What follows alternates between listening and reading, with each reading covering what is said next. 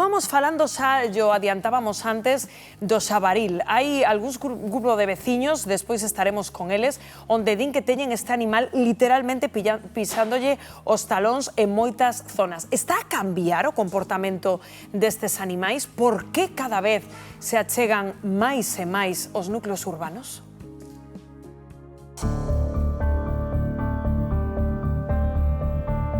O xabaril perdeu o medo e campa ás súas anchas. Nin a caza nin o aumento de depredadores como o lobo parecen detelo. Causa constantes estragos na agricultura, provoca accidentes de tráfico e cada vez están máis presentes en zonas urbanas e praias. Co risco que iso ten para os humanos, creando inseguridade entre veciños de aldeas e vilas. Algúns xo denominan praga e, aínda que ata febreiro está permitido cazalos sen límite na maior parte de Galicia, o porco bravo parece non ceder. Os últimos afectados son os veciños da Telleira, en Porto do Son. Están aterrorizados pola presenza de xabarís a todas horas e incluso atacaron a algún veciño. Temen que algún día ocorra unha desgraza. Pois 12:17 minutos, Diego, estamos precisamente aí, nesa parroquia, con Manolo, este veciño e máis cos que te atopas que teñen medo realmente porque din que este animal pois xa non teme achegarse cada vez máis a xente, non? Efectivamente, Rocío, e que máis? É que xa se pode ver por esta zona tanto polo día como pola noite e en grupo de 3, 4, 5, xa é bastante normal. Estamos aquí con Manolo. Contanos, Manolo, cal é un pouco o problema que estades a ter co xabaril nesta zona? Sí, mira, buenos días a todos. Mira, estamos aquí na Telleira e temos un problema bastante grande cos jabalís, porque se nos botando a xente. Eso é porque está todo cheo de basura, está todo cheo de brosa, e o que queremos é que polo menos limpen as fincas a xente para que os jabalís non estean vivindo aquí e non teñan un sitio onde eles resguardarse, porque agora están criando aquí. Teñen pequeniños, cachorriños pequenos, e iso non pode ser. Está ben que poidan baixar do monte, bueno, podrán baixar, pero non telos ao lado das casas como os temos. A mí xa se me botou unha vez, fai un mes ou un mes e pico, botouseme, fun ao ayuntamiento a dicirlles que me pasara, e dixeron que iban a vir a dar unha batida, pero o problema non é dar a batida. A batida non é o que hai que facer. O que hai que facer é limparen as fincas, limparen as leiras, e se os pobriños dos animales pois xa non baixan ao lado da xente. Manolo, imos por partes. Cuéntame un pouco como foi esta experiencia que viviches ti cando se te botou un xabaril, que claro, que ten que ser un momento bastante impactante, non? Pois imagínate, iba cos cans, que teño 3 labradores, e iban diante miña, e ao ver os jabalís, os cans botaron ao jabalí, pero o macho repúxose, e os cans colleron e escaparon, pasaron por detrás miña, e collín eu, boteime a correr tamén, porque viña o jabalí tras nosa, e os cans despois quedaron arriba, quedaron detrás miña, e eu collín, e dixo, bueno, pois vou para baixo outra vez para a playa, porque por aquí iba para a playa, e eu non o vin o jabalí, eu ni me dei de conta, pensei que xa marchaban todos. E fun andando pouquinho a pouco, ca cabeza baixa, e cando me fijo, encontro de frente, con aqueles colmillos que ten, empezou a correr atrás de min, e non me colleu, pero de casualidade, porque non quixo collerme. E ademais comentábasnos que a tua muller xa viviu unha situación semellante, non? Sí, eso foi pola noite, viñamos tamén de pasear os cans, e tamén veu o jabalí, tiroulle unha pedra, dixo, vou tirar unha pedra, e tiroulle unha pedra, e chilloulle, dixolle, e vai o jabalí, quedou así mirando para ela, empezou a correr atrás dela, a suerte que estaba o portal aberto, e meteuse dentro, senón tamén a collía. Moitísimas grazas, Manuel. Compañeros, estamos aquí tamén con Carlos, que un veciño da zona, que, claro, o tema é que agora xa se ven por aquí xabarís, tanto polo día como durante a noite, grupos de varios, e que ademais son desafiantes, é dicir, como que non se achantan, por dicirlo así, non? Sí, exacto. Cada día sempre os vemos, tarde, noite, pero sempre veñen por aquí, para esta zona de aquí. Esta zona de aquí, isto non se pode. non podes ter porque van uns rapaces, eu, mo irmán ou calquera por aquí, por esta zona, que sempre, bueno, é moi peculiar, anda moita xente por aquí, e o que temos é medo que lle faga a xente, sabes? Porque é polo día. Se fora polo noite ainda bueno, pero polo día os jabalíes non poden estar aquí.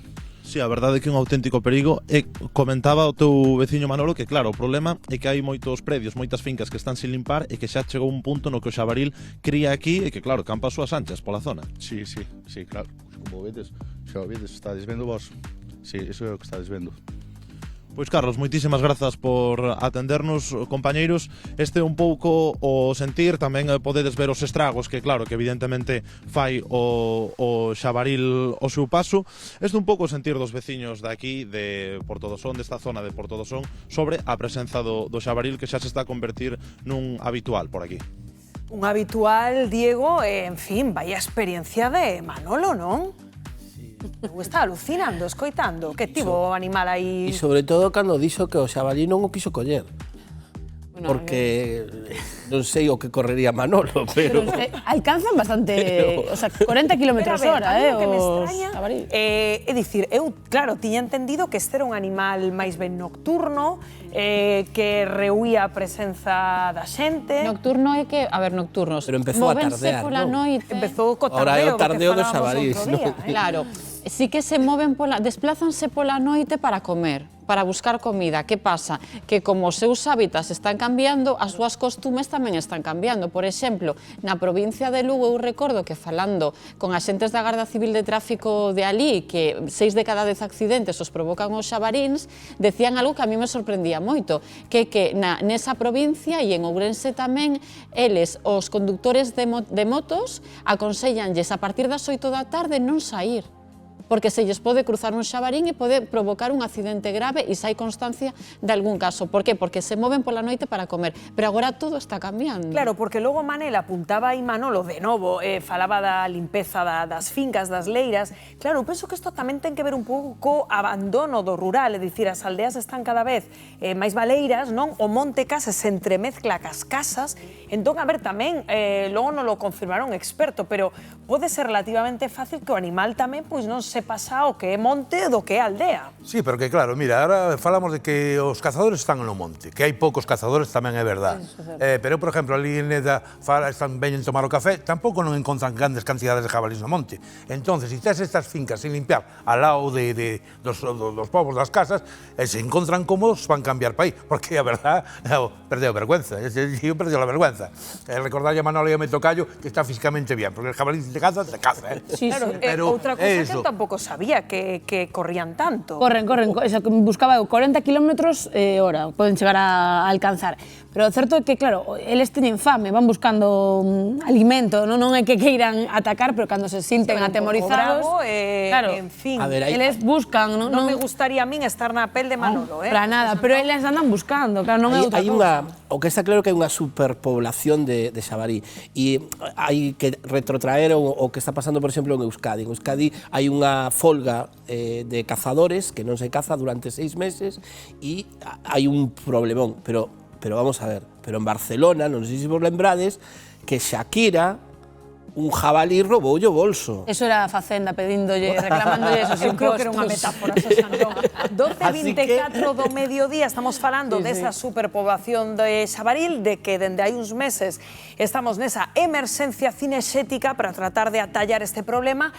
Bernardo, aínda non rematou. Cal é o balance? Cales son as cifras do que levamos de emerxencia? Pois dende a propia Mesa Galega pola Caza estiman que se pode chegar a superar a cantidade do ano pasado de xabarís abatidos. No que levamos de campaña calculan provisionalmente entre uns 15.000 e 16.000 exemplares cazados e precintados pola propia Sociedade de Caza. Pero a esta cantidade habería que sumarlle outros, os que son atropelados en estrada, por exemplo, os cazados en furtivismo ou os que caen en trampas ilegais, en lazos para protexer os cultivos. En total, sumando todos, calculan que poderá haber uns 20.000 animais mortos. Lembremos que a temporada anterior, a campaña anterior, 23-24, segundo datos da Xunta de Galicia, foron 18.300 os xabarís mortos. Lembremos tamén que esta situación de emerxencia cinexética está activada nun total de 40 comarcas galegas que comprenden 260 concellos galegos, 77 na provincia da Coruña, 57 na de Lugo, 87 na de Ourense e 39 na de Pontevedra. Se se fixan neste mapa, está en emerxencia cinexética case o 85% do territorio galego. Como ben dicía Rocío, comezou o pasado 12 de outubro e rematará o vindeiro 23 de febreiro. Pois imos a preguntarlle, compañeiro, por estas cifras, precisamente o presidente da Mesa Galega pola Caza, Manuel Martínez, que xa nos está escoitando. Que tal, Manuel? Moi bons días. Bos días. Bueno, Manuel, a primeira vista semella un balance productivo porque están sendo abatidos bastantes animais. Non sei que análise fan vostedes destas cifras. Home, en termos cinexéticos, lóxicamente é un balance moi positivo. O problema é que a población de xabalí o que necesita é un equilibrio para intentar minimizar ao máximo non só esas que haxa capturas, sino que non haxa accidentes e os mínimos daños posibles na agricultura, por suposto. Antes apuntaba aquí, Manuel, na nosa mesa Manel, a falta de cazadores. É dicir, a ferramenta vos atendes, non, esta emerxencia cinexética, pero é suficientes profesionais para abatir a este animal? Home, vamos a ver, en primeiro lugar hai que recalcar que a actividade cinexética é unha actividade lúdica, non é un tema profesional, polo tanto, carece dese rango de profesionalidade. Entonces, digamos, os cazadores, entre comillas, facemos o que podemos, e prova delo son esas cifras de capturas de animales. Hai algo moi interesante que creo que hai que deixar moi claro, que xa fai anos se decía que non se poden cazar máis xabalís porque cantos máis xabalís se cacen, máis xabalís vai haber. E parece ser que o tempo está dando xa a razón a eses estudios técnicos. De feito, bueno, acaba de poñer un mapa de emerxencia cinexética de Galicia que fai 4 anos non empezou así, cada vez está máis teñido de roxo. Polo tanto, o que está claro é que algo máis hai que facer que a propia actividade cinexética porque senón non se corrixe o problema xeral. Pois que interesante isto que estás apuntando, pero por qué? Por que tendes esa sensación de que canto máis se abate, máis animal hai?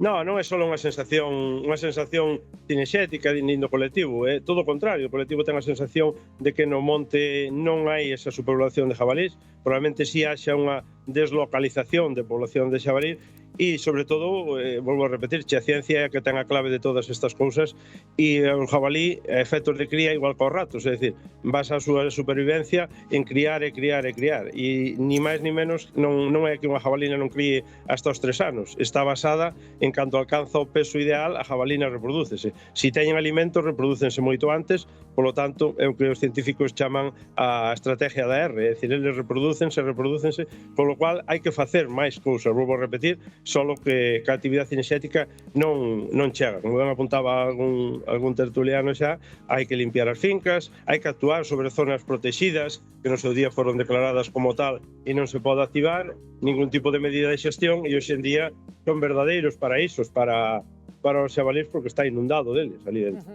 Ahora che preguntan os meus compañeiros, pero unha cousiña, Manuel, seguro que escoitaches o relato, non, deste veciño aí contando como tiña o animal pisando os talóns. Que opinas sobre este episodio?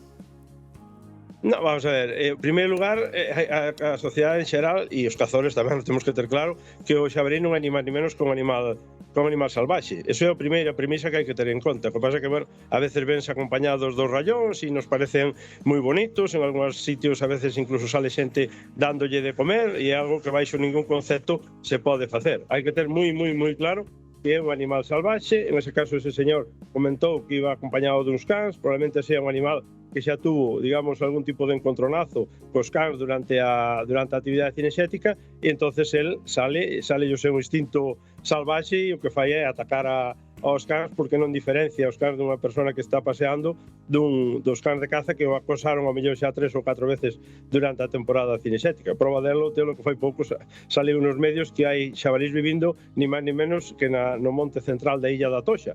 Por lo tanto, eso quere decir que as poblacións de jabalí evolucionan en aras á súa supervivencia e buscan lugares tranquilos donde, lógicamente, non lle moleste a actividade cinexética e con que teñan algo de alimento, que comen de todo, de tosía de paso, válelle calquer sitio. Está claro que evoluciona, que se adapta. Patricia? Sí, Manuel, eu quería preguntarlle, porque a min preocúpame especialmente o tema dos accidentes causados polos xabaríns en Galicia, non, que é unha estadística que vamos, é moi alarmante.